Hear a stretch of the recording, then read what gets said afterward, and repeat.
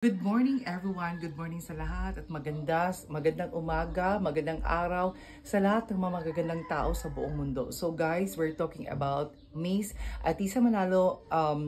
She win a Miss Universe 2025 Philippines. So guys, my reactions and then my recap regarding sa kanyang pagkapanalo guys. So first step pa lang guys, sa production pa lang nila ng Mabuhay Philippines, kitong yung songs nila, yung production nila, nag-shine na talaga siya doon guys. So doon pa lang parang okay na, maganda naman si Winwin that time kasi makatabi lang sila eh. And then with Isabella and then Quezon Province with si Atisa Manalo. So guys, nakikita ko talaga, nag-shine talaga sa Atisa that time, production number pa lang. And then, para siyang ring light kasi ang puti niya guys. And tamang timpla yung makeup, yung aura niya guys. So, nag-expect na talaga ako guys, that time is makuha talaga siya ng top 24.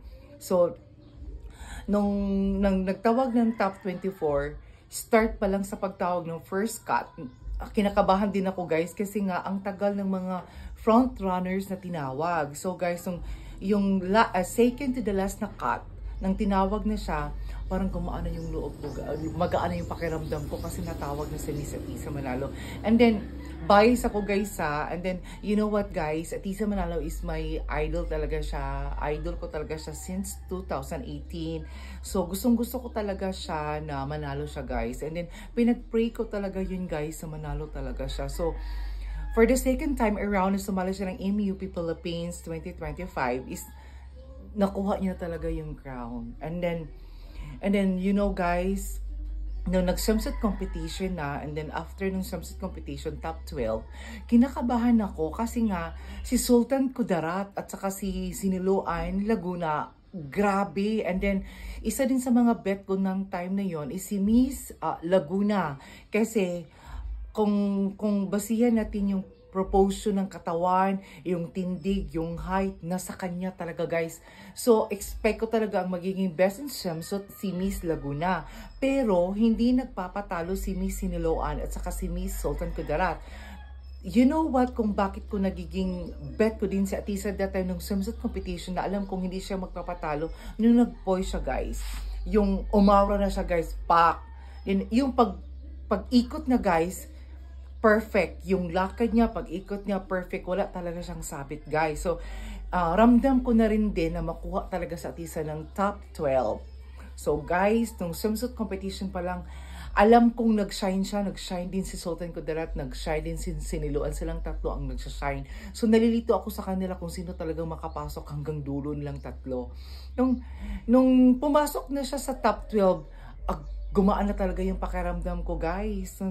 So I'm very happy. Nung nag-long gun competition na, may reaction talaga guys. Yung paglabas pa lang niya si stage, pak, Atisa Manalo yan. Naka-pink siya guys. Bagay na bagay sa kanya yung gown.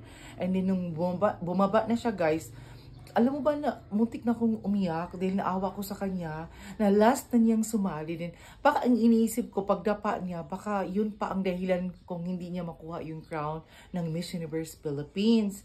So naawa ko sa kanya kasi grabe yung determination niya guys. Grabe yung sacrifice niya para lang sumali sa MUP. Grabe yung pagbaba sa kanya. Pero ang bilib ko lang kay Atisa kasi hindi siya nagbabasa ng mga basher, hindi siya nagbabasa. So, deadma si Atisa. Pero nakikita ko talaga siya na na-hurt siya sa mga pagbabasa mga tao. Napifeel ko yung na ano siya, yung parang nahihiya siya. Napifeel ko yun sa kanya. Yung naawa talaga ko sa kanya guys.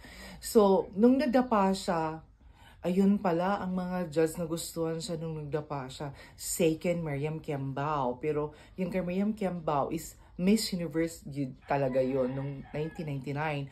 Ang kang Atisa naman is Miss Universe Philippines.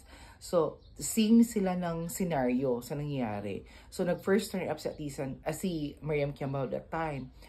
Ngayon nung nag-question and answer na Q&A, actually, nung first answer ni Atisa, yung nagpasalamat, bumilib ako noon.